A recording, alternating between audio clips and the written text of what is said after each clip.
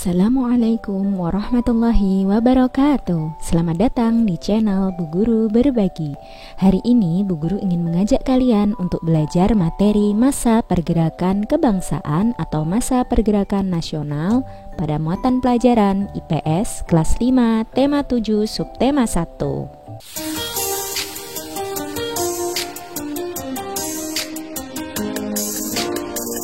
Seperti yang kita tahu, bangsa Indonesia pernah mengalami penderitaan akibat penjajahan dari abad ke-17 sampai abad ke-20. Oleh karena itu, bangsa Indonesia berusaha sekuat tenaga untuk mengusir penjajah dan bercita-cita menjadi bangsa yang merdeka, bebas dari penjajahan. Namun, berbagai perlawanan yang dilakukan oleh para raja, bangsawan, tokoh masyarakat, dan tokoh agama dengan mengangkat senjata ternyata mengalami kegagalan. Kegagalan perlawanan ini ternyata disebabkan oleh beberapa faktor. Yang pertama, perjuangan masih bersifat kedaerahan. Kedua, perlawanan tidak dilakukan secara serentak. Ketiga, masih bergantung pada pimpinan, sehingga apabila pemimpin tertangkap, maka perlawanan terhenti. Kemudian kalah dalam persenjataan, dan Belanda menggunakan politik adu domba. Belajar dari pengalaman tersebut, kaum terpelajar yang sudah menempuh pendidikan ingin berjuang dengan cara yang lebih modern, yaitu menggunakan kekuatan organisasi. Lahirnya organisasi-organisasi tersebut menandai lahirnya masa pergerakan nasional. Maka di sini ada masa pergerakan kebangsaan yang dibedakan menjadi 3 masa, yaitu yang pertama masa awal pergerakan nasional pada tahun 1900-an, yaitu lahirnya banyak organisasi pergerakan seperti Budi Utomo, Sarekat Islam, Muhammadiyah, dan Indi Separtai. Kemudian yang kedua yaitu masa awal radikal pada tahun 1920 sampai 1927-an, yaitu masa yang bersifat keras atau radikal terhadap pemerintah kolonial Belanda. Pada masa ini, pejuang menggunakan asas non-kooperatif, yaitu tidak mau bekerja sama.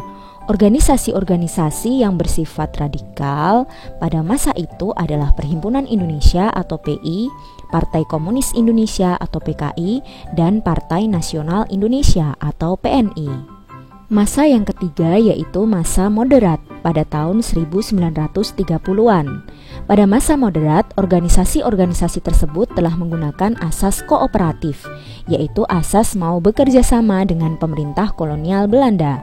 Organisasi ini seperti Partindo 1930, PNI Baru, Partai Indonesia Raya atau Parindra, Gerakan Rakyat Indonesia atau Gerindo, dan Gabungan Politik Indonesia atau GAPI.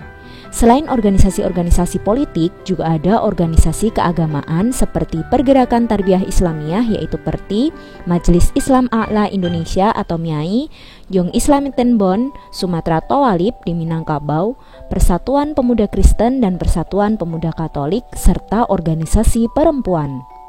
Selanjutnya kita akan berkenalan dengan salah satu tokoh yang berjasa pada masa pergerakan nasional, yaitu Dr. Sutomo.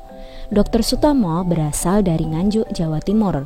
Bentuk perjuangan beliau adalah dengan menjadi pelopor berdirinya organisasi modern Budi Utomo. Dampak perjuangan itu, beliau menjadi tonggak awal masa pergerakan nasional dan menandai era kebangkitan nasional. Keinginan kuat rakyat Indonesia untuk merdeka dan berdaulat memunculkan rasa kebangsaan Indonesia. Nah, munculnya rasa kebangsaan bangsa Indonesia itu memiliki 2 faktor pendorong, yaitu faktor internal yang berasal dari bangsa Indonesia sendiri dan faktor eksternal yang berasal dari luar. Faktor internalnya adalah yang pertama, kenangan kejayaan masa lalu pada masa kerajaan. Yang kedua, rakyat merasa sengsara dan senasib sepenanggungan akibat perlakuan pemerintah kolonial Belanda. Yang ketiga, lahirnya kaum terpelajar. Yang keempat, lahirnya kelompok terpelajar Islam. Dan yang kelima, lahir dan munculnya semangat persamaan derajat pada masyarakat Indonesia.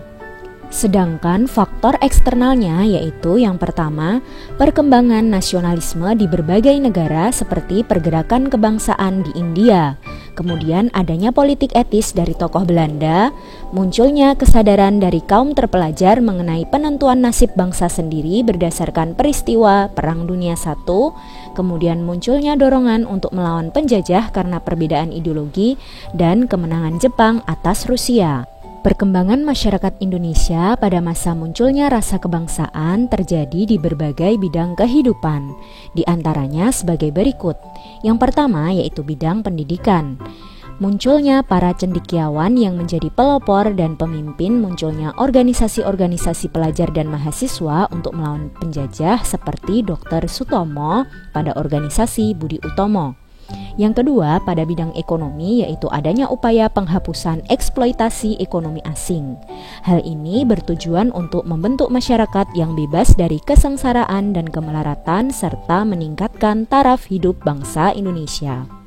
Yang ketiga yaitu bidang politik. Dengan munculnya organisasi-organisasi pergerakan yang menyuarakan masyarakat pribumi untuk lepas dari penindasan penjajah, dan mulai munculnya paham-paham baru seperti nasionalisme, liberalisme, sosialisme, demokrasi, dan Pancasilaisme. Kemudian pada bidang sosial dan budaya dengan melakukan pembentukan identitas nasional seperti penggunaan nama Indonesia dalam menyebut negara kita. Kemudian juga adanya upaya untuk melindungi, memperbaiki, dan mengembalikan budaya Indonesia yang hampir punah karena budaya asing yang dibawa oleh penjajah. Sekian penjelasan dari Bu Guru Berbagi. Terima kasih telah menyaksikan video ini dengan baik. Jangan lupa tinggalkan jejak positif dengan like, komen, share, dan subscribe.